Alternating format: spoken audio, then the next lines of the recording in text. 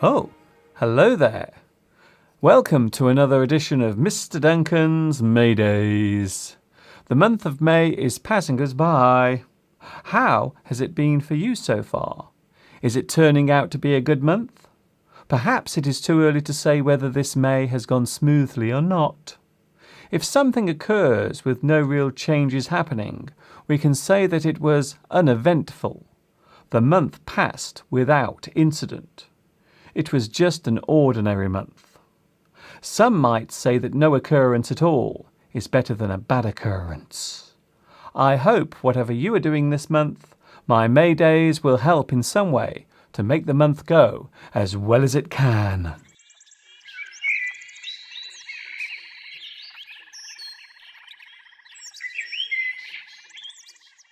Do you like my t-shirt?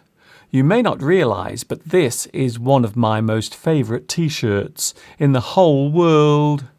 It is looking a bit worn around the edges now because it's quite old. On the front there is a picture of a pop group called the Pet Shop Boys. They were very popular around the mid-1980s and 1990s. I have always been a big fan of their music. When I see this t-shirt, I cannot help but reminisce and recall the past. This t-shirt connects me with another time when youth was still mine to enjoy, and the summers seemed so much longer, brighter and warmer. If only I knew then what I know now. On second thoughts, perhaps not. How old do you think this t-shirt is? What do you think its age is? I look forward to reading your guesses. The answer will be revealed on my next May Days lesson.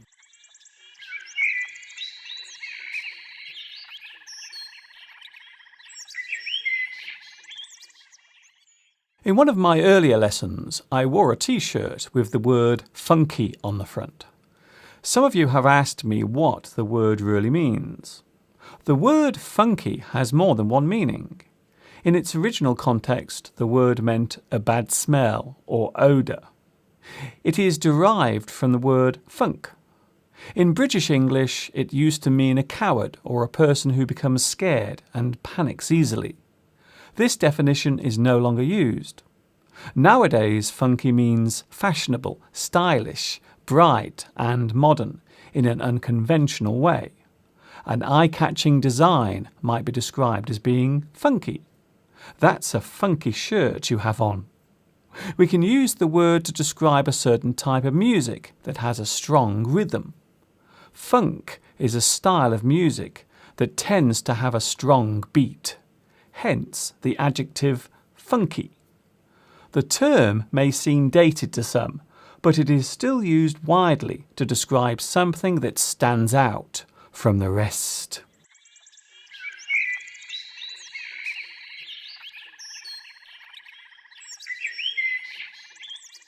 Last week I decided to take a short break in a place I have been to many times. I went to Wales and stayed at a place called Lake Vyrnwy. While there, I went for a cycle ride around the lake on a bike I had hired for the afternoon. I was able to take in the full beauty of the lake and the nearby dam. I also stopped off to take a look at the nearby waterfall. This area is a haven for wildlife lovers, with all sorts of birds literally flocking to this place.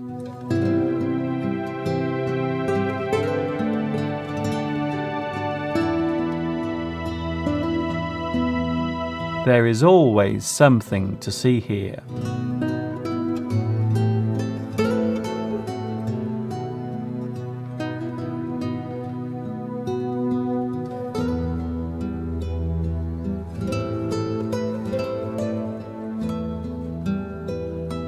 If you want to see more of Lake Vyrnwy, then check out lesson 62, which has lots of information and nice views of the lake and the surrounding area.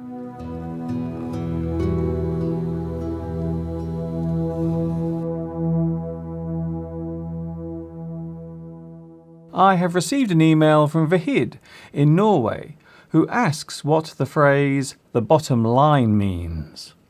Well, Vahid, the phrase "bottom line" is used in a discussion to highlight the important or significant parts of what is being talked about. Whatever has been said, and however the discussion went, there are still factors that cannot be ignored. The bottom line is used to highlight these things. We can talk about this all day, but the bottom line is, I'm not leaving. Whatever you think of Mary, the bottom line is, we are still getting married. In economics, the bottom line is used to show the final total of an account or balance sheet. Thank you, Vahid, for your question, and if you have a word that you'd like me to explain, then feel free to drop a line to me at my email address.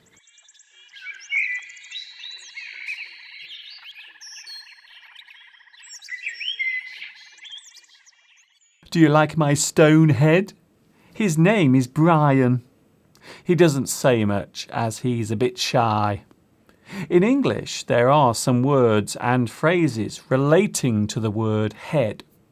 For example, big head.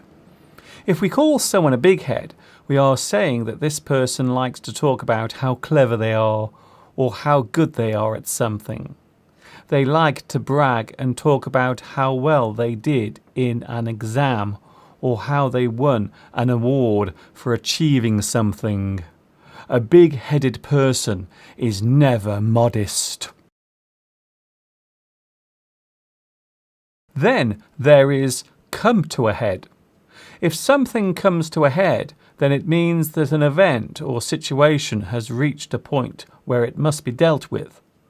When a problem or situation reaches a critical point, we can say that it has come to a head.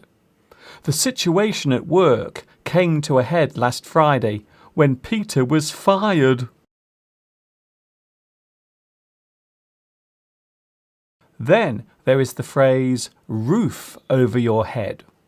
To have a roof over your head means that you have somewhere to stay. A warm and cosy place to sleep or a house can be a roof over your head. All I need is a meal and a roof over my head, and I'm happy. Then there is head case. If we describe someone as a head case, then we are saying that this person is unhinged and unstable in the mind. It is used negatively to show that a person's behaviour might be a little crazy or violent. My neighbour was shouting and screaming all night. I think he's a bit of a head case. Another head phrase is get your head out of the clouds. This means that you should stop daydreaming and pay attention. Then there is have your head in the clouds. This means that you are daydreaming. You are always thinking about things unrelated to the real world. You should get your head out of the clouds and start studying for your exam.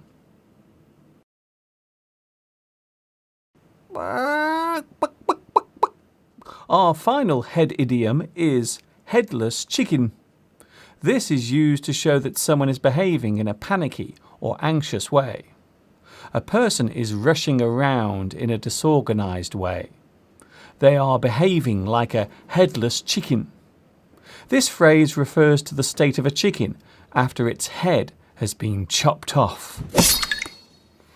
The boss's arrival had them all running around like headless chickens.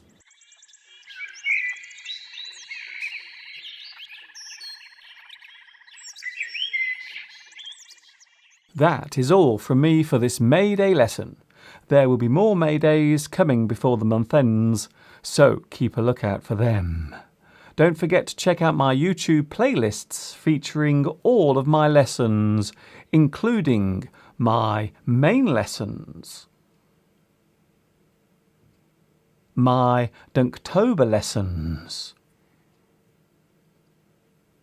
my December drop-in lessons. And, of course, my May Days as well. This is Mr. Duncan in England saying thank you for watching me teaching you in the merry old month of May.